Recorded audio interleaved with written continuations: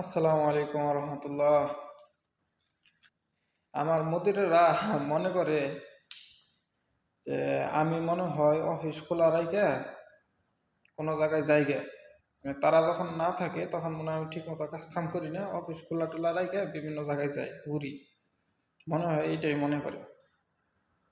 কারণ এখন সকালবেলায় বেশিরভাগ সময় আমি একাই থাকি।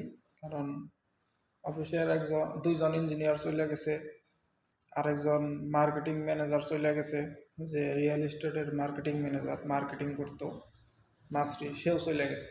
তো সকালবেলা আমি বেশিরভাগ সময় একাই থাকি।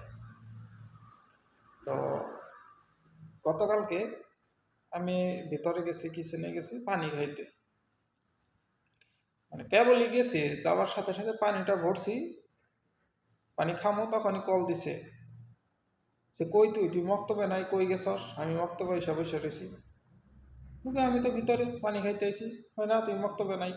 পরে আমি তাড়াতাড়ি পানি খাই, মক্তবের গেটের সামনে আসছি, এসে দেখি সে নাই। পরে গেছি কই, তুই কই? আমি তো এই যে গেটের সামনে। পরে কয়, না তোরে তো দেখলাম না, আমি তো এই রাস্তাতে আসলাম, তোরে তো চেয়ারে বসা দেখলাম না, এই কারণে কল দিছি। তো তারা বিশ্বাসই করে না আমি অফিসে আছি নাকি নাই। তারা মনে করে আমি মনে হয় ঘুরে বেড়াই অফিস খোলা রেখে।